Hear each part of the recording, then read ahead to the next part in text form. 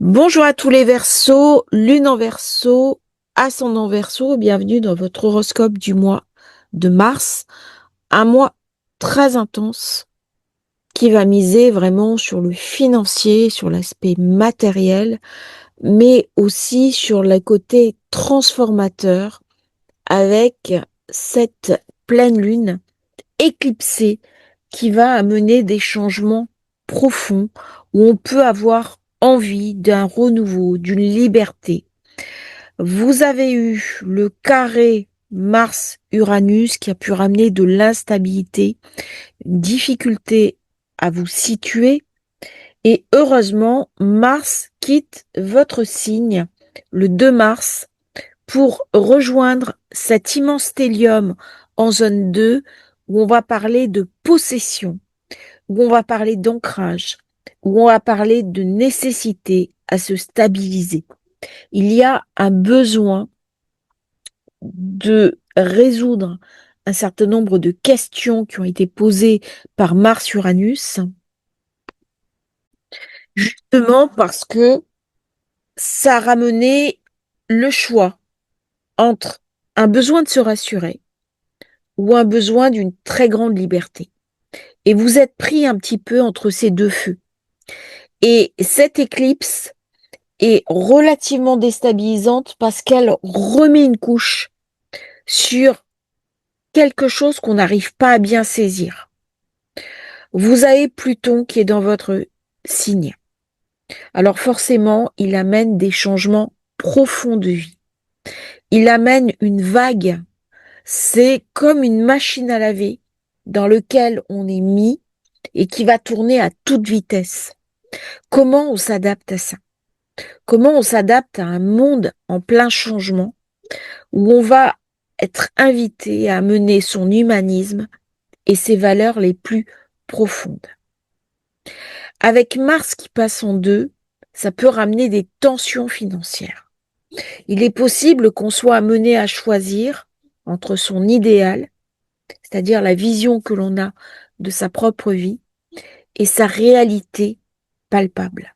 Il y a une préparation à faire parce que cet été, nous aurons le nœud nord qui va rentrer dans votre signe et qui va venir vous questionner sur ce qui est essentiel pour vous. Cette éclipse, elle se fait dans le signe de la Vierge, dans le secteur des transformations. Comment je peux transformer mon hygiène de vie, mon travail, gagner plus, me faire plaisir, trouver ma place, me faire confiance. Tout ça sont des thématiques qui vont être mises en valeur durant cette période. Alors, il est possible aussi que la Lune soit conjointe à votre Pluton de naissance. Regardez.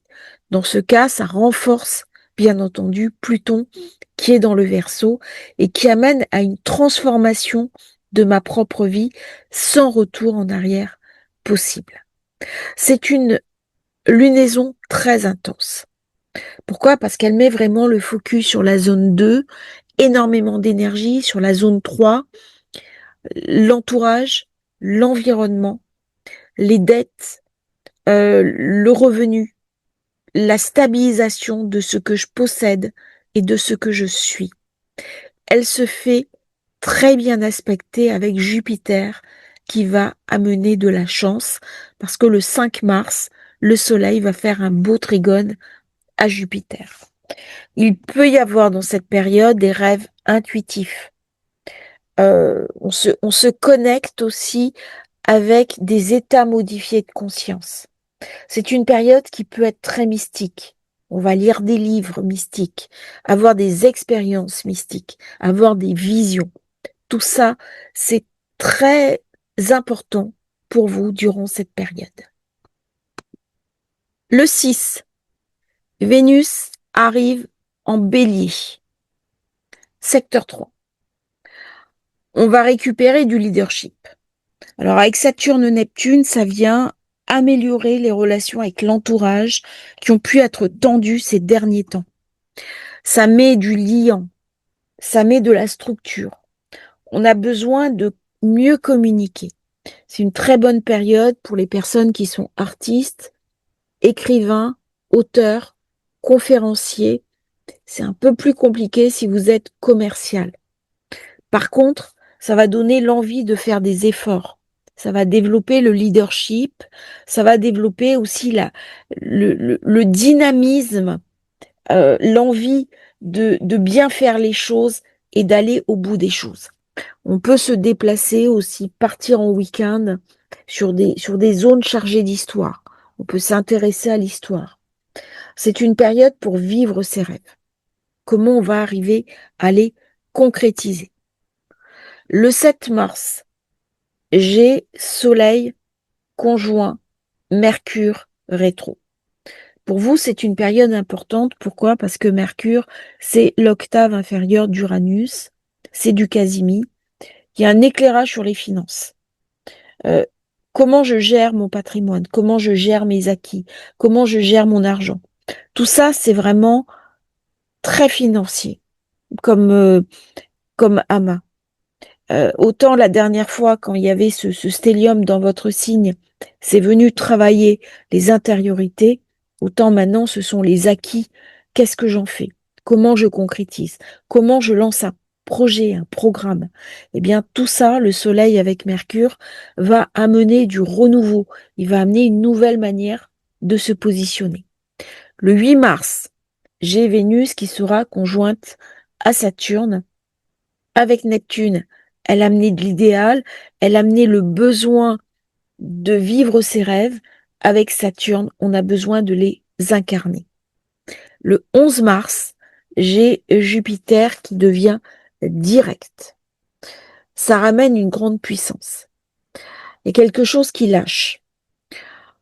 Au niveau de vos revenus, il peut y avoir des rentrées d'argent.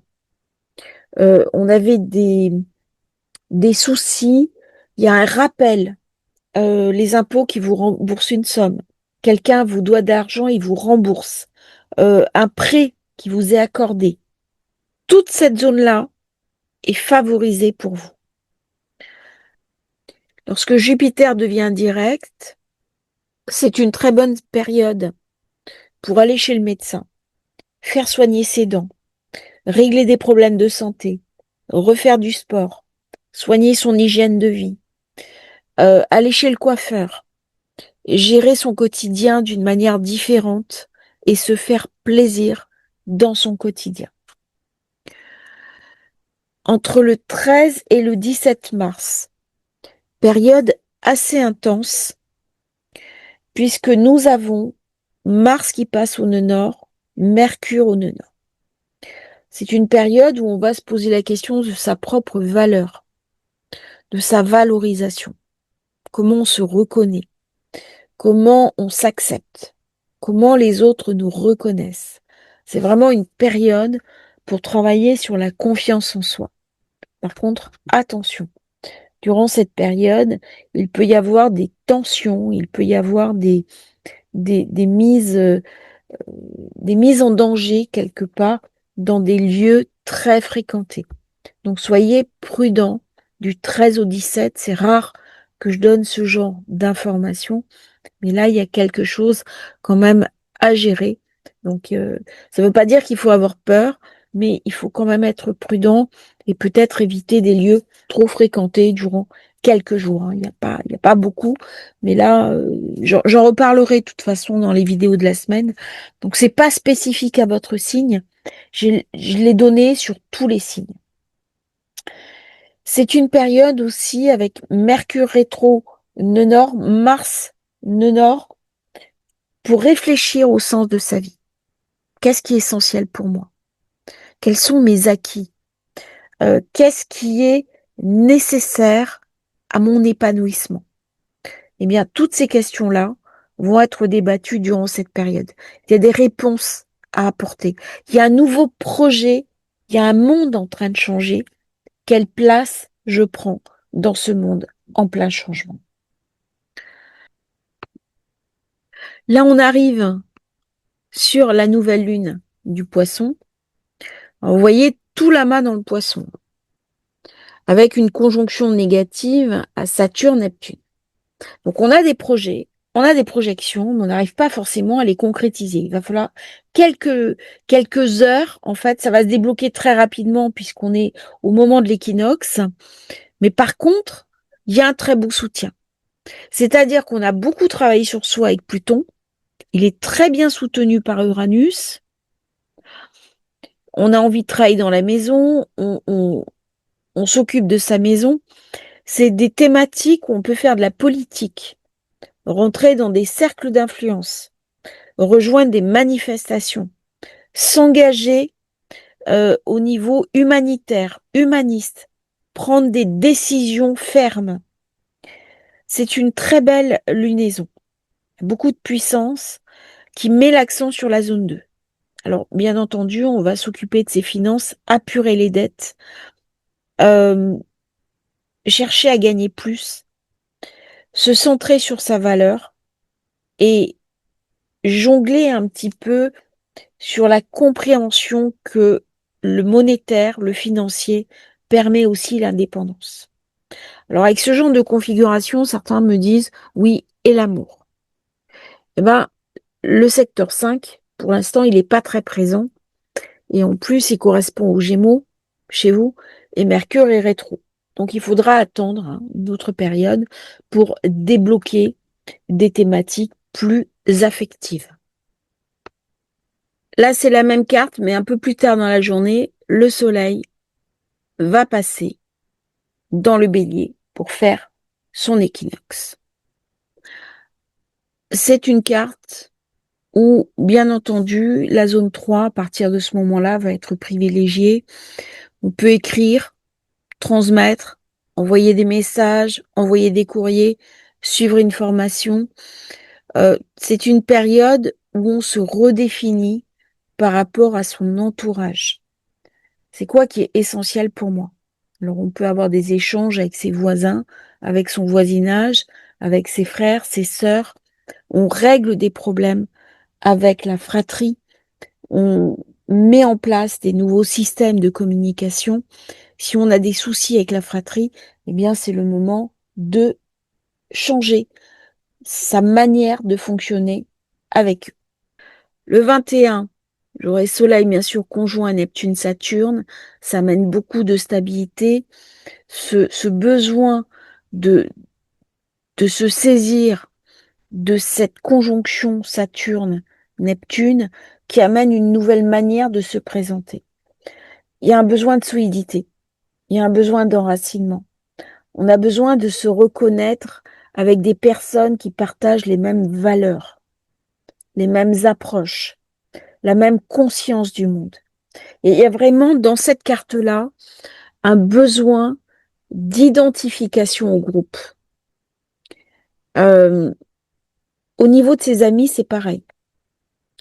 Pourquoi? Parce que si on n'a plus les mêmes référents, il va y avoir un fossé qui sera mis. Et durant cette période, il peut y avoir du tri au niveau de son entourage.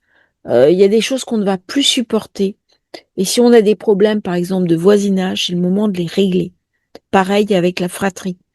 Ça peut être des questions qui tournent autour de l'héritage, par exemple. Des séparations, des morcellements, des copropriétés, des papiers à gérer sur des affaires financières.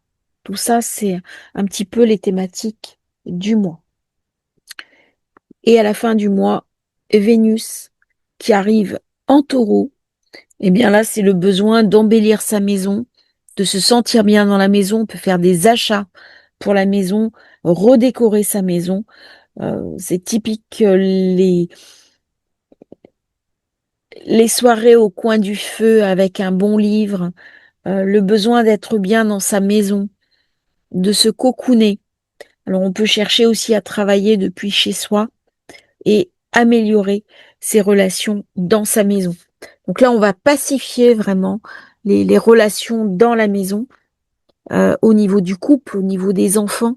Et si on est seul, on peut avoir envie d'adopter un animal de compagnie pour ce côté chaleureux. Et on va avoir besoin de cette chaleur humaine, ce côté amical, de ce côté sympathique que Vénus dans le Taureau va venir nous amener. On peut avoir envie aussi de changer sa garde-robe, d'aller chez le coiffeur, de prendre soin de soi et de s'occuper de son apparence. Je vous remercie, Verseau, d'avoir suivi cet horoscope. N'oubliez pas de vous abonner à la chaîne et à très bientôt pour un nouveau partage sur Astrologie Facile. Merci à tous. Merveilleux mois de mars.